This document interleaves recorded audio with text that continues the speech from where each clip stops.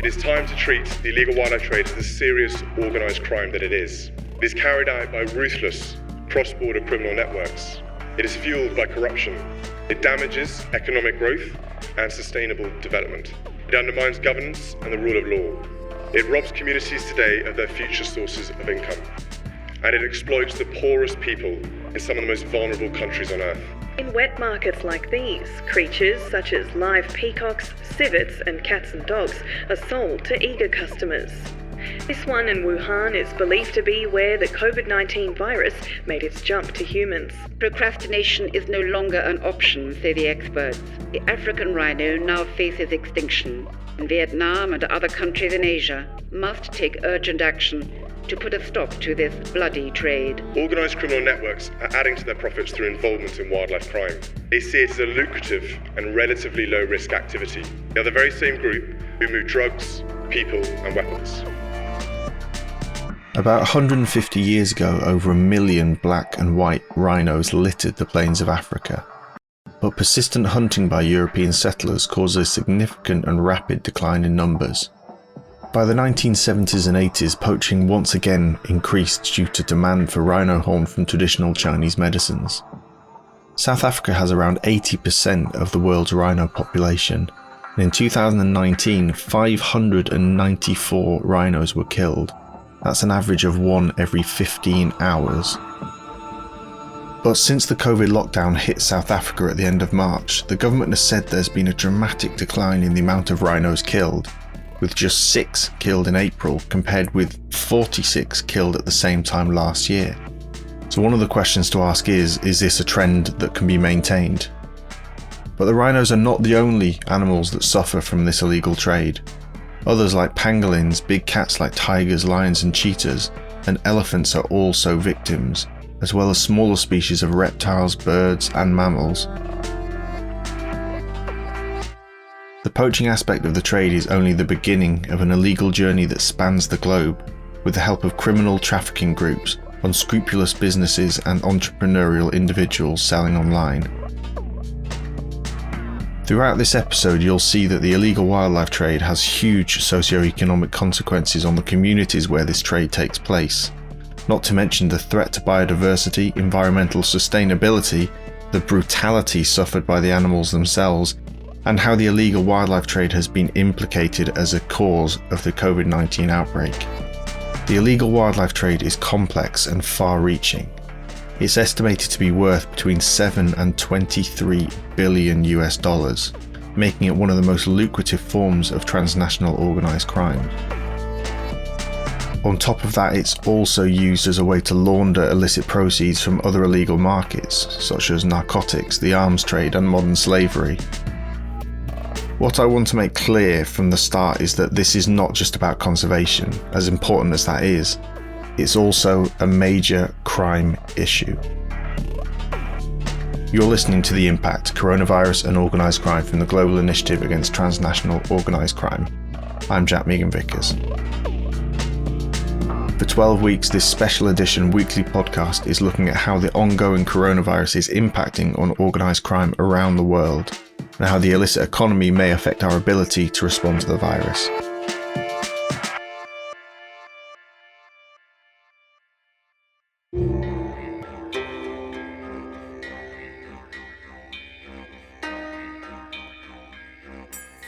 You can't talk about the wildlife trade, both legal and illegal, and not start with China.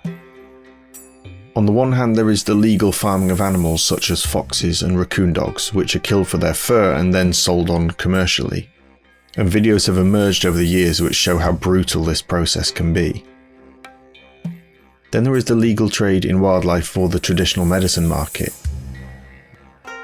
And this can be legal despite the species being seriously endangered, such as pangolins and leopards. Bears are bred to repeatedly extract what's known as bear bile, again for traditional medicinal purposes, and this is marketed as a cure for cancer, colds and recently COVID-19. Until very recently, there was also a large-scale commercial farming of wild animals for consumption as food, but that's recently been banned in China due to the COVID outbreak. Then you have the illegal wildlife trade, Much of this online through social media platforms, for example, sales of rhino horn, ivory carvings, pangolin scales, body parts of bears and other animals. It's widely sold online. Even illegal wild animals are offered to restaurants for sale as food. Then of course there are the traditional medicines which utilise the illegal trade on a large scale, with medicinal products that are sold as either medicines or more broadly as health tonics. The exotic wildlife for consumption is often sold at what is known as a wet market in China and Southeast Asia, which is a term that is broadly used for a market that sells fresh produce, meat, fruit, vegetables. But a small minority of these markets also sell wildlife, and it's in one of these markets in Wuhan that's been linked to the COVID outbreak. Aaron White is a wildlife campaigner and China specialist at the Environmental Investigation Agency in the UK. We don't yet know for sure how the virus originally crossed over to humans, but as you say, it has been linked to a market in Wuhan where many of the first cases had been. We do also know that various other recently emerging diseases are definitively linked to trade and consumption of wildlife, such as SARS. So where there is a market that might sell wild animals, it's a real concern in terms of public health because it's a melting pot of many different species, often in high degrees of stress. So this means that their immune systems might be compromised, they might be shedding pathogens, and crucially, where there are lots of different species all held together in a small space, it provides these opportunities for pathogens to jump between species, and that's really where the risk is heightened. The way that we're treating nature more broadly is also increasing these risks. It's not just these kind of markets, it's also the deforestation and encroachment into natural habitats is bringing people into increased contact with species that have their own viruses, their own bacteria. When COVID was initially detected late last year, how did Chinese authorities react initially to the wildlife trade? The first policy change that came about in the wake of COVID was at the end of January. 3 Chinese government agencies issued a joint notification putting a temporary ban on wildlife trade. This notification wasn't very detailed and it wasn't exactly clear what it related to. And this was subsequently consolidated at the end of February when the National People's Congress Standing Committee, the highest lawmaking body in China, put out a suite of decisions which essentially banned the commercial breeding and sale of most terrestrial wild animal species for consumption as food. So the response from authorities was relatively swift in terms of recognizing the reported link between COVID and wildlife trade. But the horse had already bolted in this case if COVID did indeed come from wildlife trade. So for these interventions to really make sense in reducing future risk of pandemics, they need to be made permanent, they need to be crucially well enforced, and they also need to be broadened to be a coherent and precautionary approach to wildlife trade. Given the links between the wildlife trade and the outbreak, what has the reaction been to the wildlife trade by Chinese citizens? It's been an interesting phenomenon to observe in China is that, well, firstly, for many years, there have been a huge number of dedicated advocates in NGOs, in science, in academia in China who have been calling for greater restrictions on wildlife trade and more effort to end the demand and end the trade in threatened wildlife. But since the emergence of COVID, I think these calls for greater restrictions and this debate has been amplified. Obviously, at the same time, we have other lawmakers who are saying, actually, we should keep this provision that it allows use of wild animals in medicine, and we should be continuing state support of commercial breeding of wildlife. Now we have this lineup. We have traditional medicine practitioners saying we don't need to use threatened wild animal ingredients. We have many NGOs saying we need to change the law to ban this. And we have even members of the establishment, lawmakers, saying we need to extend these recent prohibitions to other forms of wildlife trade, including traditional medicine. So I hope that the decision makers behind the scenes take heed of these calls and do the right thing, both for the image of traditional Chinese medicine and also for biodiversity, and extend these prohibitions. We should stress that Chinese authorities have recently been involved with taking down significant illegal wildlife traffickers in Africa, which is of course good news. But why is there this reluctance to tackle the root cause in China itself? I mean, there are certainly powerful lobbies at play. It's interesting that the lawmakers have already decided to not bow to those industry pressures and ban trade of wildlife as food. Of course, it's not always big industry that's involved in every stage. So you do still have people who are encouraged to get into farming of wildlife as food by the government who are not rich people, but might be poor farmers who are breeding snakes or rats on their land. So these people need to be supported, provided with compensation, and helped in developing alternative livelihoods. Those considerations are really important in the ethical rollout of these policies and the effectiveness of these policies. Yeah, you're right to say that the Chinese authorities have in some cases done some fantastic work in tackling illegal wildlife trade. We've seen the China Customs Anti-Smuggling Bureau, for example, doing some exemplary investigative work and working with counterparts internationally to repatriate criminals who were in Africa, for example, and that's fantastic, should be applauded.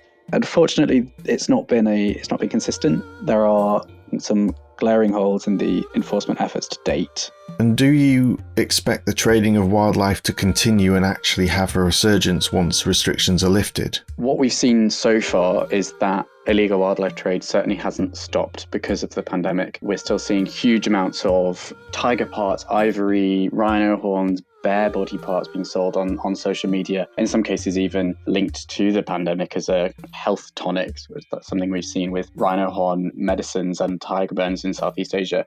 So we certainly mustn't assume that as we come out of lockdown and as the pandemic situation eases, that wildlife trade is going to stop. As long as we have, for example, policies in China and other countries that encourage and legitimize the consumption of threatened wild animal species, as long as we have inconsistent and ineffective application and enforcement of laws that are there to protect wildlife, as long as corruption and vested interests are scuppering our efforts to stop trade threatening biodiversity worldwide, this is a problem that is going to persist. That was Aaron White, a wildlife campaigner and Chinese specialist at the Environmental Investigation Agency in the UK. The consumption and use of animals in Southeast Asian countries has a long history, a valuable source of protein and for use in traditional medicines. But what about now? How important is the cultural aspect of society in East Asian countries in respect to the consumption and use of animals in the 21st century?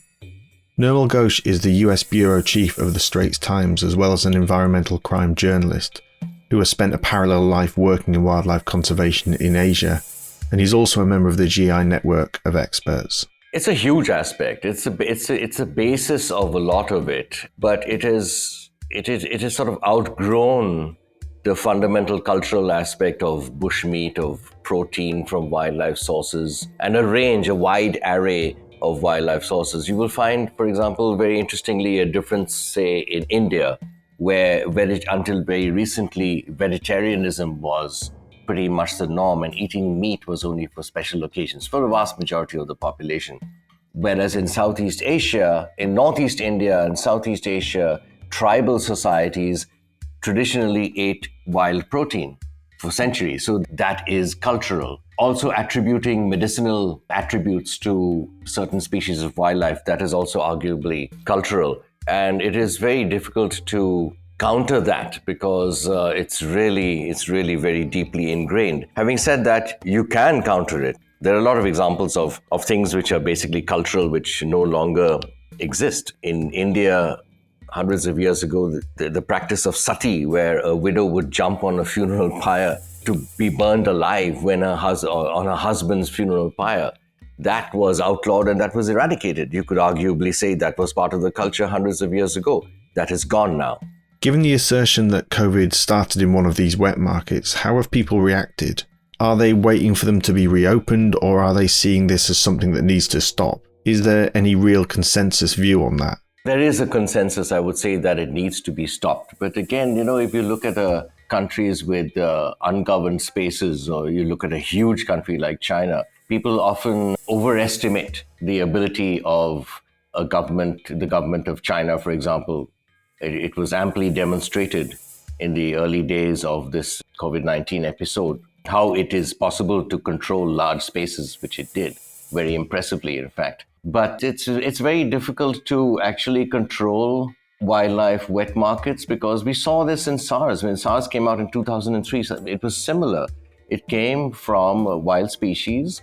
There was a backlash. There was a ban on wet markets that was sustained for a while, and then it crept back again in part because the COVID-19 is not going to affect the dynamics of supply and demand when it has so many complex aspects to it, including the cultural one that you had mentioned, which runs very deep.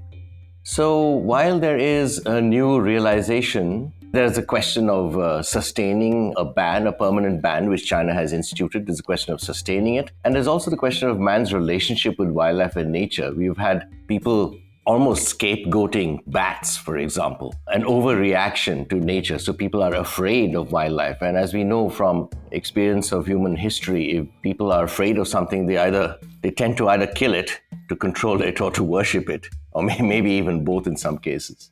The illegal wildlife trade, as you said, is interlinked with many other types of illicit crimes. So how important is it that law enforcement from around the world come together to look at this as a crime and also as an issue of public health? Yes, absolutely. As looking at it as crime as well as public health. The public health aspect, while every country has protocols, if you bring an animal into Germany, for example, or Singapore or the US, there's quarantines and so on and so forth. But then on the other hand, you look at the massive exotic pet trade. It's legal. The public health aspects of this are well known to public health professionals, but not so well known at all to the general public. If you ask around in the general public what diseases they might get from cats and dogs, or just to name two common species, or others, there's normally very little knowledge of it. So I think both from the crime aspect and from the public health aspect, and public health really might actually grab the general population more, especially in the wake of COVID-19. So much of this is neglected. If you look at India, for example, if you look at the free-range dog population, which is huge in India, particularly, across Asia, but in India particularly. India is also, I think, pretty high up in the world rabies incidents. So the media glare on something like COVID-19. There is a risk that it obscures the fact that this sort of thing is going on all the time, that there have been so many zoonotic diseases emerging, and we continue to suffer from, say, mosquito-borne diseases. And that is just going to get worse with climate change. With those health risks that appear to be now as clear as day to more people than ever before, do you think this could or should be a watershed moment for change? Yes, I think it could, it should. I don't know if it is. I hope it is. Well, we have seen unprecedented things happening. We've seen China, for example, institute a permanent ban on wildlife in markets. We can only say that time will tell. We need enforcement, we need prosecutions. We also need some high-profile arrests and successful prosecutions of wildlife traffickers.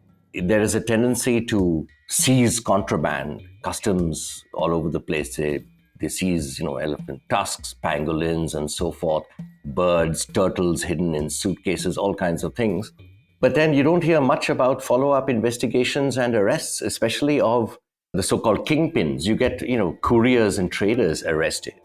What about the kingpins? So we need law enforcement to step up, and we need some high-profile arrests and prosecutions to send a message. Do you think to achieve that, there needs to be some kind of multinational collaborative approach? Because as you said, these are transnational networks. They don't respect national boundaries.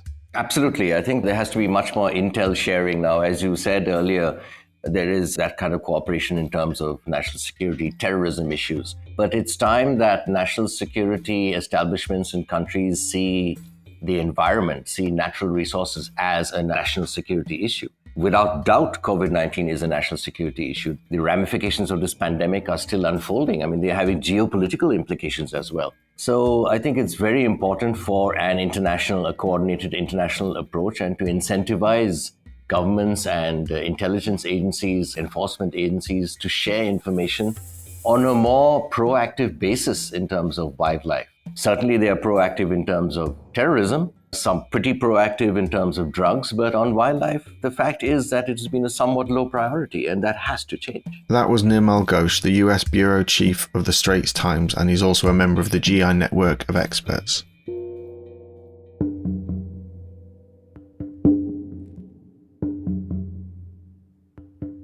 As you heard earlier in the podcast, South Africa contains 80% of the African rhino population. In the late 2000s, there was an explosion in the number of rhinos being killed.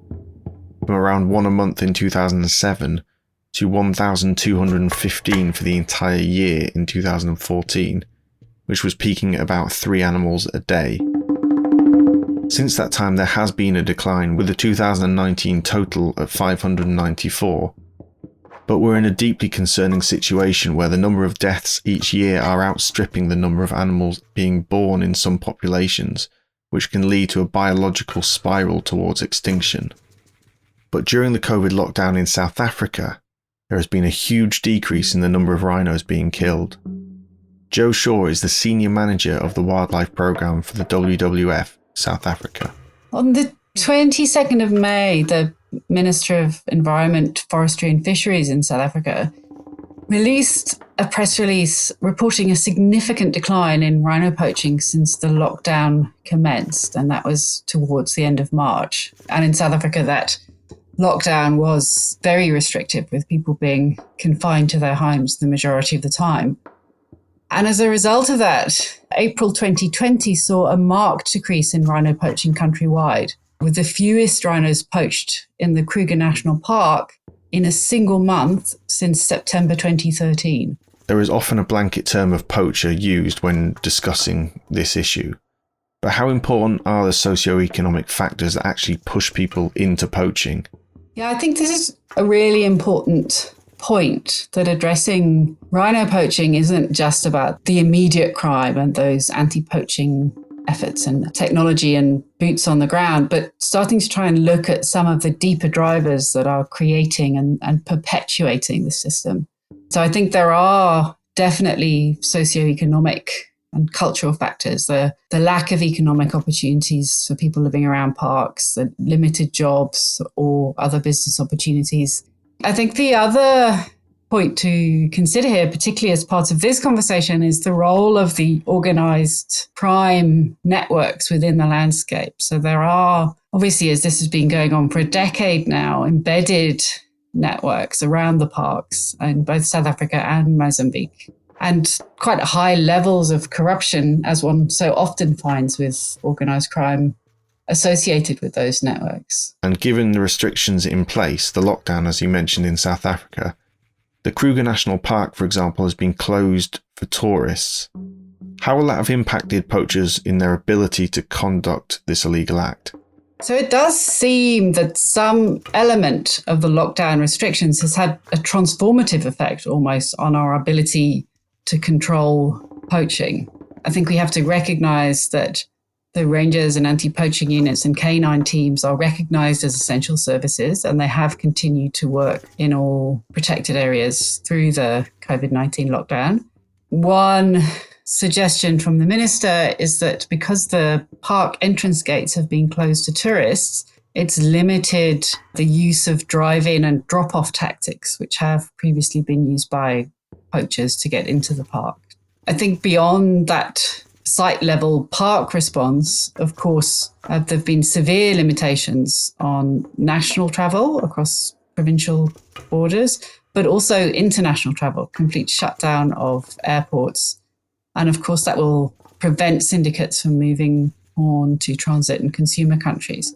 So there certainly seem to be different layers of this, but something has had a dramatic effect. But of course, with the park not open to tourists, what do you think the longer term impact will be for the park and the ability to prevent poaching if revenue streams have decreased so much? Yes, so we're already seeing that the loss of tourism revenue for our protected areas and conservation is devastating. It's posing a serious threat to the financial sustainability of protected areas, as well as the broader nature-based tourism industry. There's no income from entry to parks, from accommodation or activities like game drives. And in South Africa, where income generated by tourism is the main revenue source, this will greatly reduce operating budgets and the capacity to protect and monitor and manage these areas.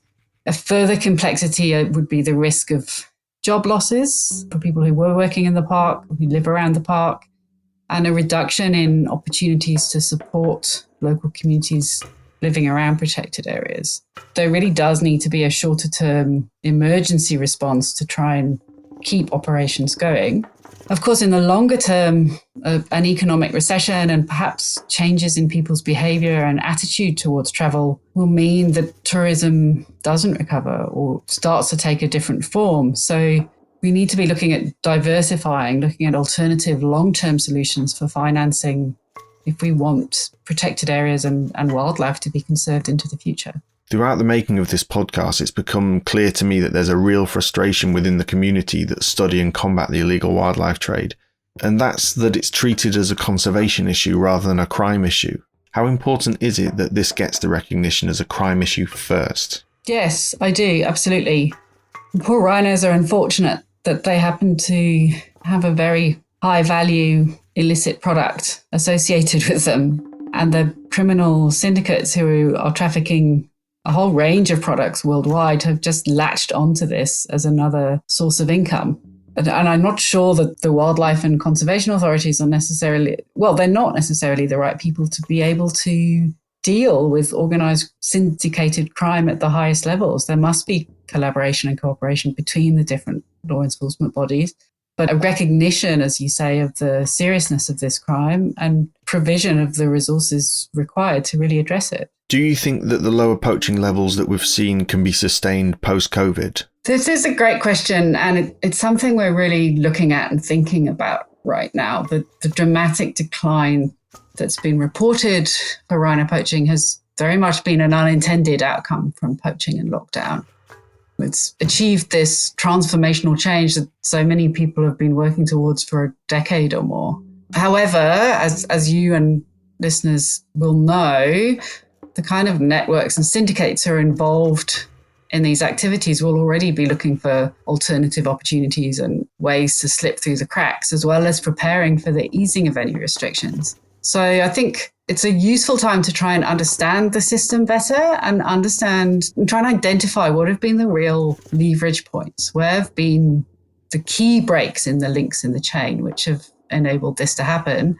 And are there ways that we can maintain their effectiveness post-lockdown and post-COVID? Obviously, the current lockdown can't continue forever, but are there key activities that we can do that will continue to hold this in place? Where are the weak links? As you've pointed out, the big concern longer term is this funding for protected areas. We're looking at emergency measures now for operations in the short term, but there needs to be continued investment into wildlife trafficking as a serious organised crime going forward. That was Joe Shaw, Senior Manager of the Wildlife Programme for the WWF in South Africa. So what is the difference between poaching and trafficking? Because those involved are very different. On the poaching side, it can be very local. It can give an opportunity of a livelihood and is often done by people who have little opportunity for other employment. Poaching is also not just about the iconic species like rhino and elephant. Bushmeat hunting is a real issue, with snares being placed along migratory routes. And these snares are indiscriminate. Antelopes, warthogs, lions, leopards, wild dogs, wildebeest are just some who fall victim to this method. Those that do the poaching are paid small amounts of money to go and poach. And it's important to say that when the expected economic downturn from COVID hits, more people might look to poaching and bushmeat hunting as a means of survival. It's after the poaching has been done that the organised crime starts. Those that move the product, ivory, pangolins, abalone, rhino horn, from the place of poaching across to the market. And despite COVID restrictions on travel, the illegal wildlife products are often shipped along with other products, because these organised criminal networks don't just operate in the illegal wildlife trade, but other illicit markets as well. And typically with the high value products, more often than not, it goes to Asia. These industries are secretive by their nature, but the estimated value of the illegal wildlife trade is in the billions. Alistair Nelson is a research fellow on the illegal wildlife trade and resilience fund coordinator for Mozambique for the Global Initiative. There's estimates of between $7 and $23 billion, but it is very hard to get a real figure on it. So that's an annual estimate that actually came out in sort of 2016. Wherever you want to put it in that scale, it's significant. Moving ivory in particular, it's a big product. So when you move ivory, it's very hard to hide that. And so it really plays a major role in increasing corruption in areas where corruption just breaks down law and order, it breaks down governance, and it breaks down economic development. And what does that corruption do to society? If we look at, for example, at northern Mozambique right now, 10 years ago, northern Mozambique was one of the epicenters of poaching, ivory poaching, elephant poaching in Africa. And huge volumes of ivory were moved across northern Mozambique. And there were always problems with corruption in northern Mozambique, but it was made significantly worse by those huge volumes of ivory moving across from Niassa Reserve to the coast and out. And a lot of people were paid. A lot of people were paid at a low level. So it's not only the value of the ivory, it's also the corruption and the breakdown in law and order, and then what that can do to people's association with government. And in northern Mozambique, that led to an outbreak of violence where people feel that the government has just left them and only supports the corrupt few and has left them with nothing. And how sophisticated are the organised criminal networks that pursue this illicit trade? So one is a group that were called the Shuidong Syndicate that were highlighted in an Environmental Investigations Agency, some undercover work they did in 2014, 15, 16. And they used to ship ivory from Zanzibar to China, and then later they moved down to Pemba. They were very sophisticated. They made sure that they were protected. They had corrupt networks that allowed them to move the ivory easily out of the ports. They worked out the risk algorithms that were put on containers. So certain containers would be opened when they, say, arrived in Hong Kong if they followed a route from Zanzibar direct to Hong Kong, which is where a lot of ivory was moving. So they would ship them to Malaysia, to Vietnam, to South Korea first. The bill of lading would be changed. And they basically, their word for it is they said they controlled the route.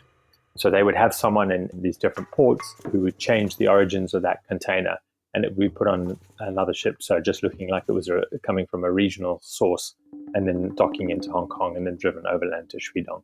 They boasted that 80% of ivory moving from Africa to China was going through Shuidong.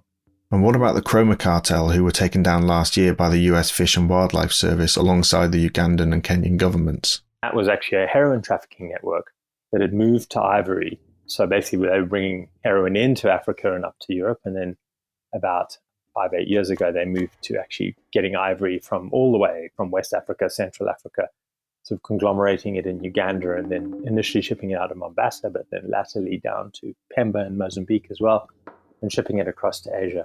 And again, they really controlled the route. The Chroma who ran that, he would put Ghanaian guys often, so people from his ethnic group, into the ports and the places where he moved lots of ivory. So he actually put somebody into northern Mozambique, into Pemba, who actually usurped one of the Chinese guys there who was shipping ivory as well. They were very professional in how they ran their business, and then how they moved the money back as well. COVID, of course, has had an impact on everything in terms of lockdowns, border closures and reduced air travel, but shipping, of course, is still moving. And given the transnational nature of this industry, have we seen any impact on wildlife crime and the ability to smuggle things in and out of the continent? So the Wildlife Justice Commission, who provide a lot of evidence to help countries build cases against criminals, and they have an informer networks of sort of spread out across Asia. And they've come out with a report recently, which really their sort of Asian informers and how they tap information in Asia is showing that people are struggling to get product from Africa. Anything that goes by air has been hard to get. So rhino horn, pangolin scales. But they're also, those sources of theirs are telling them that people are stockpiling. I mean, some of that was happening already, certainly with ivory, as the ivory price was coming down, with China's trying to stop the ivory trade. So, but they're sort of seeing stockpiling on that side. So it's hard to actually know how much air freight is moving right now. So, but we do know that big airlines like Ethiopian Airlines, for example, are still moving air freight. And with lockdowns and quarantines and so on, we don't know whether that air freight is still getting the same quality of inspection that it was getting before. So despite there being lockdowns and air transport being impacted, there may be a chance that we start to see more product going by air freight. And what about through shipping? We don't know the impact that it's having on shipping as well. I think that when it comes to moving products in containers, it doesn't matter really whether it's a small amount of ivory or a large amount of ivory. You're likely bribing someone to get that specific container not inspected. So if containers are still moving, then I think we'll see the products still moving as well.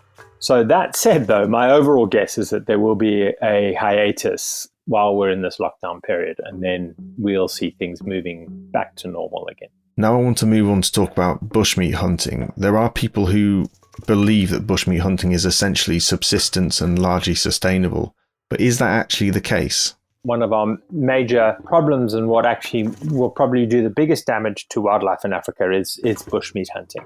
I think we can very quickly divide bushmeat hunting into two groups. So there's commercial bushmeat hunting, where people take volumes of wildlife and harvest it for its meat and then sell it on to commercial centers.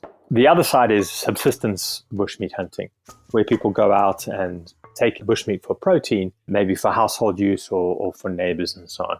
But the volume of people living around protected areas, there's a number of issues. So the volume of people living around protected areas means that is largely unsustainable. Second, the harvesting methods. So people are using wire snares, sometimes cable snares, because cable lasts longer, and they're indiscriminate. And how are these snares used? So in the Serengeti, now this is largely being dealt with in the Serengeti, but the Serengeti is a very productive ecosystem, and it's big, and it's hard to patrol and protect. That you can find snare lines in the Serengeti that run for kilometers. You can see them from the air. So the people collecting bushmeat they'll find, say, a dry riverbed with some bushes along it, and then they'll break the bushes, they'll fill in some of the pathways through there with dry brush, they'll bend everything into a long line, and then they'll put snares every 10 meters in places where wildlife can move through. And these are huge snare lines, and they can take out thousands of animals a year. So really, it's very seldom sustainable. It has a major impact on other species beyond the target species as well. And I think that as our human population in Africa increases, it has the potential to really wipe out indiscriminately Africa's wildlife. That was Alistair Nelson, a research fellow and resilience fund coordinator for Mozambique at the Global Initiative. Like many other crimes, the online space provides another platform for the buying and selling of illegal wildlife, in whatever form that comes, and it was speculated that it would become a particularly important platform since social distancing has closed down physical meetings and markets. But how prevalent is it? Carl Miller is the research director at CHASM, the Centre for the Analysis of Social Media, and a member of the GI network. As part of a GI initiative, CHASM has been developing a system called Cascades, which uses machine learning to identify how animals and plants are being illegally sold online. Yeah, so for our sins over the last couple of years, we have been trying to build what's capitalized as a cascade. It's best to kind of think of it basically as a circle process with a series of steps within it. You begin by finding seed documents. These are the things that you're interested in finding similar examples to on the internet. We then compare them with lots and lots of other kind of documents which exist online, find a whole profile of different phrases and forms of language which really demarcate the seed documents from the others, plug them in really great quantity into search engines, get an even larger quantity of websites back, usually in the kind of hundreds of thousands, and then kind of push all of them through, as you said, a kind of machine learning architecture, which is basically being trained to separate relevant from irrelevant. All in all, the point of the cascade is to start with a small number of things that you're interested in finding more examples of online, and then kind of cast this big process out into the online wilds, and then come back with hopefully many more similar examples to one you started off with. You built this in collaboration with the GI because you were particularly following the illegal wildlife trade online. Can you tell us a little bit about that initial study?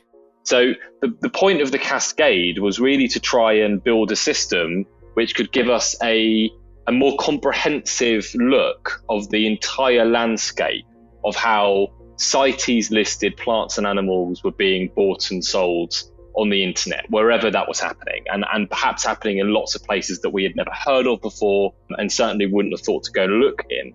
So the initial work we did over around a year with Global Initiative was basically to set up the cascade and run it in 3 different online marketplaces to see how well it worked and how we could improve it.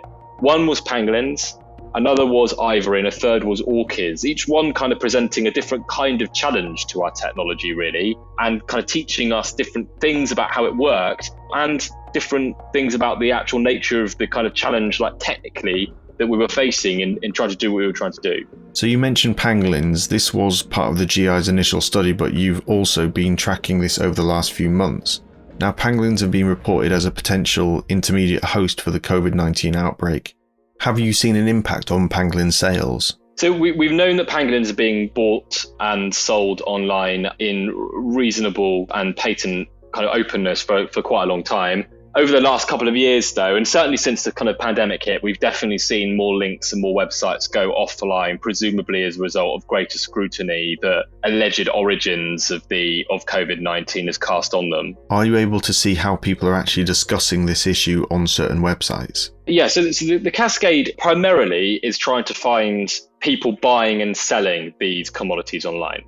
But it also, as the result of the way it works, kind of exposes forums and online discussion spaces which also kind of normalize the same activity. So where people are kind of, say, discussing, ivory statuettes or the relative merits of a particular kind of traditional Chinese medicine product which contains pangolin scale powder. So yeah, it kind of does both the actual kind of buying and selling and the transactions and the order forms, but then also the softer socio-cultural background which kind of normalizes and essentially kind of authorizes those kind of activities to happen. That was Carl Miller, the research director at Chasm and a member of the GI network, talking about their research collaboration with the GI on illicit wildlife markets online.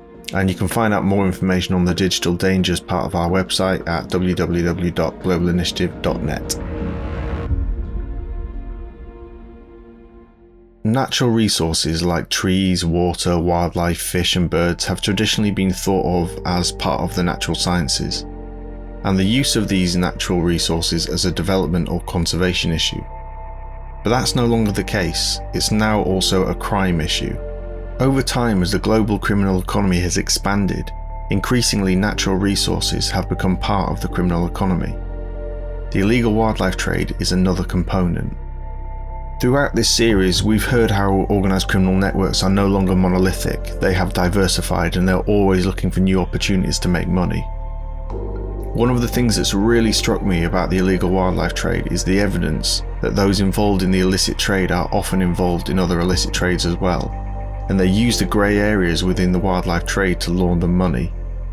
Meredith Gore is a conservation social scientist and an associate professor in the Department of Fisheries and Wildlife at Michigan State University. So it's really interesting that you asked this question. So I was on a panel, I guess it was earlier this year, and I was on a panel with an executive from Whirlpool. So this is a local company that makes washing machines. And I was late, so I kind of just ran up on stage and I sat down. I was thinking to myself, why am I on a panel with somebody who does work on washing machines? I didn't understand. And then he started talking about money laundering and trade-based money laundering of washing machine parts and counterfeit goods. And all of a sudden he started talking and I was like, wow, we actually have a lot in common. And so, yeah, illegal wildlife trade is a legal industry. We have a massive global trade in wildlife that is regulated. Wildlife trade has been going on for forever. So we have legal wildlife trade. We also have legal trade in meat and in agricultural commodities. And so what we see sometimes is that the same supply chain, so a legal supply chain for rice or cocoa or manioc, is being used to move an endangered species that is being illegally traded. We see the same routes, the same supply chain techniques, the same stockpiling, warehousing, parcelization, delivery modes. So there's a lot of similarities, I think, between the structure of the legal and illegal trade. And then we do see money laundering. So the same financial flows that are used for legal industry are used for illegal wildlife trade. And then we see, this idea of money laundering. You might see a shipment of pangolin scales go from the western part of the Indian Ocean to the eastern part of the Indian Ocean, and in return is a payment of plastic cutlery. And so in some ways the payments aren't even in cash anymore. So it's really complicated. The illegal wildlife trade has kind of been thrust to the forefront of this current COVID crisis due to the possible origin of the virus, the wet market in Wuhan. Do you think this is a chance for global society to kind of radically rethink the strategy to fight the illegal wildlife trade? Well, I'm a chronic optimist, so I'm going to say yes. I think that as we are experiencing the kind of effects of COVID and the governance of the COVID response, I think that this is an opportunity to be thinking about connections between the illegal wildlife trade and other global systems. And so the connections with human health and thinking about protein delivery and ethics and supply chains and economics and philosophy, and also just ways that we are kind of able to work together and also ways that we're not able to work together. There's going to be innovation that's going to emerge from this. And so it would kind of be a shame, I think, to not think about ways that IWT, the illegal wildlife trade community, can learn from this and do better. An overarching theme running throughout this podcast from those involved with studying and combating the illegal wildlife trade is a frustration that it's still considered a conservation issue and needs to be reconsidered as a crime. How important is that distinction? I really appreciate that you're asking this question, because I think it's a question that requires more conversation. So a lot of conservationists say that, illegal wildlife trade is not viewed seriously enough, and that it needs to be more, given more attention by the law enforcement community and the criminal justice community. From a pragmatic perspective, though, we have limited resources. And so this then means that our law enforcement authorities are not doing something else, right? And so the question is, how do we prioritize environmental crime, of which IWT is part, amongst all these other kinds of crime that we as a society are dealing with? Homicide, domestic violence, child abuse, there's a lot of other really big things out there. So I think that there needs to be some reality testing about where environmental crime sits relative to these other criminal activities that we ask law enforcement to respond to. Given that there are finite resources available to law enforcement, are there other community-led solutions? So there is also a community of scientists and others that think about maybe alternative ways or integrative ways to think about reducing harm associated with illegal wildlife trade. So not always criminalizing it, but viewing it as a harm and using community-based kinds of solutions.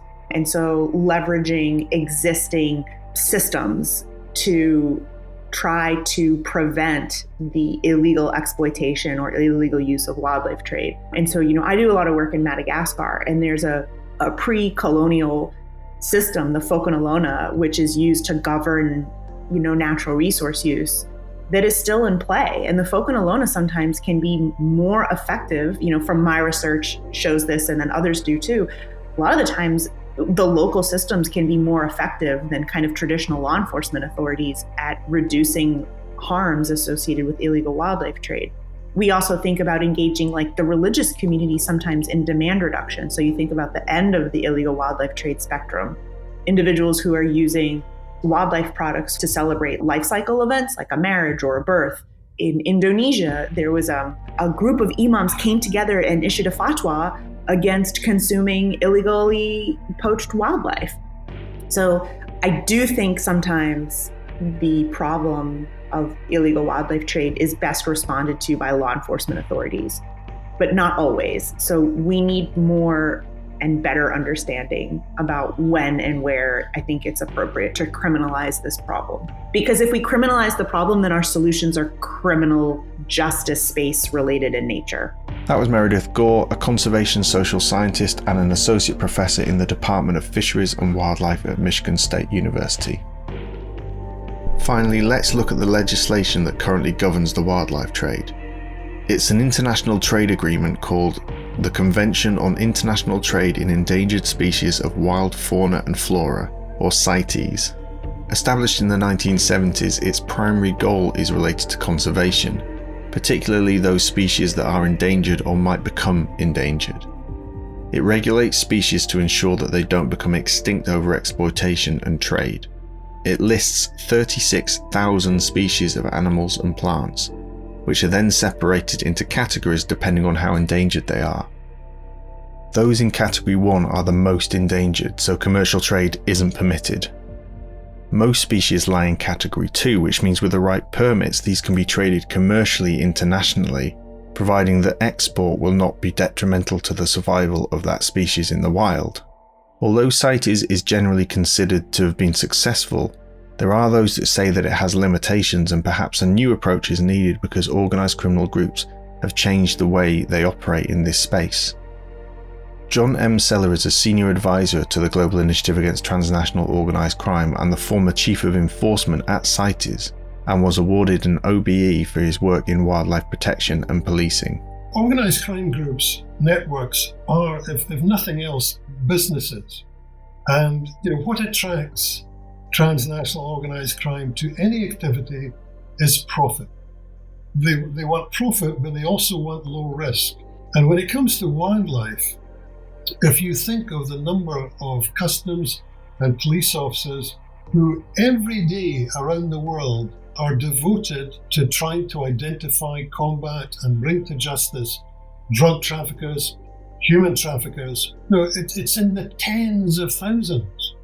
Whereas if you look at the same number of law enforcement officials that are devoted to wildlife issues, there simply is no comparison at all. And so for an organised crime group, that was a really attractive crime type to get engaged in. And when they began to realise that some forms of wildlife could bring them either the same amount of money as if they were trafficking drugs, or in several cases, more profit than if they were trafficking some of these other contraband items, then it's little wonder that they were attracted to this. Is it right that the illegal wildlife trade is used to launder proceeds from other illicit markets? The other thing, of course, that I think several groups saw was an opportunity for money laundering. And certainly with regards to certain aspects of the rhino trafficking, there's little doubt that some groups were trafficking the profits that they were making from other criminal activities into wildlife. Because not only could that generate them profits, but depending on how they did it, they could end up with an item that was, to all intents and purposes, legal, even though they'd perhaps obtained it fraudulently. And this is where CITES, if you like, was exploited. You could end up using your criminal money, your criminal profits, to obtain things that would come with a CITES permit, so that you could then get that item, that product, that commodity onto international markets and trade it apparently legally. And so that is very attractive to OCGs. Throughout this special series that we've put together here at the Global Initiative, I've been amazed at how organised criminal groups around the world have diversified their criminal activities. They're involved in multiple illicit markets at the same time. Is this a way to get attention to the illegal wildlife trade, to highlight that this is another part of their ever-growing network? I think it is, and there are 2 points I would make with regards to that. The first is that I suspect that some of the groups that are engaged in wildlife trafficking are undoubtedly engaged in other forms of trafficking.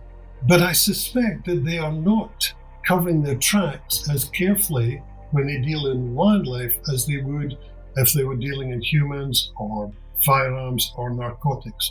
And so I suspect that there is, if you like, a soft underbelly that is being presented to us that we have yet to exploit. And I'm sure that there are people that if you went to certain individuals in a country, to the serious organised crime unit and said, look, we're interested in John Seller because we think he's trafficking in rhino horn, undoubtedly you'd be told, John Seller? Oh, but hang on, we've been after him for years for human trafficking, drugs or whatever. The second point I would make here is that I feel there's loads of opportunities for the law enforcement community out there, and we're failing to exploit them. But time after time, you see customs doing really good work, intercepting shipments that are being smuggled from one continent to another. And that's it. That's all they do. They intercept it, they seize it, and it ends there. There's no follow-up investigation. There's no exchange of intelligence with the countries that it's passed through, the country that it originated in, or with the country of destination. So given all that, what would you propose if you had your ideal scenario? Not wanting to fall down a utopian path here, but if you had your perfect scenario, where do we go from here? Do we adapt the CITES agreement, or do we come up with something completely new? Towards the end of my time with CITES, I spent a lot of effort trying to convince people to stop looking at wildlife legislation and start looking at the criminal laws and statutes that are also contravened when this type of activity takes place. If you're moving contraband across borders, you are committing a whole range of different forms of crime, whether that's fraud, smuggling, corruption, you name it.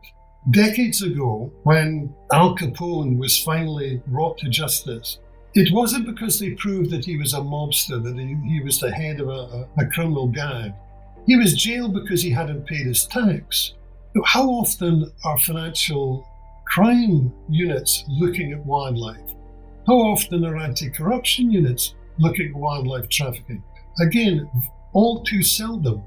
It really frustrates me that we have taken years, if not decades, to get this level of political attention, to apparently get a lot of political will to do something about wildlife crime, but we haven't got the right people responding yet. Most governments have turned to the heads of their wildlife authorities, their forest departments, the national parks departments, and said, right, you need to take the lead for our country in responding to this. These individuals, and I mean them no disrespect whatsoever, are not the appropriate people to determine the strategies to respond to organised crime. So essentially, it seems what you're saying is that this issue needs to be treated as a crime, as this will help get the resources and people with the necessary crime fighting and investigative expertise in combating serious organised crime, and that the illegal wildlife trade needs to be categorised alongside other illicit trades such as drug trafficking or human smuggling and so on. What I would not do is restrict that to wildlife crime. And I wouldn't in fact restrict it to environmental crime. I think what we ought to do, if we're going for a protocol, is to focus on illicit trade, because many forms of that are having horrendous impacts. And in fact, this COVID outbreak has illustrated some of that. The amount of illicit trade and fraudulent trade that has taken place in medicines, in medical equipment. But one of its provisions, I would suggest, is that countries should be required to criminalise, put in place adequate penalties to respond to criminal activities, illicit trade activities that bring with them a risk to human health.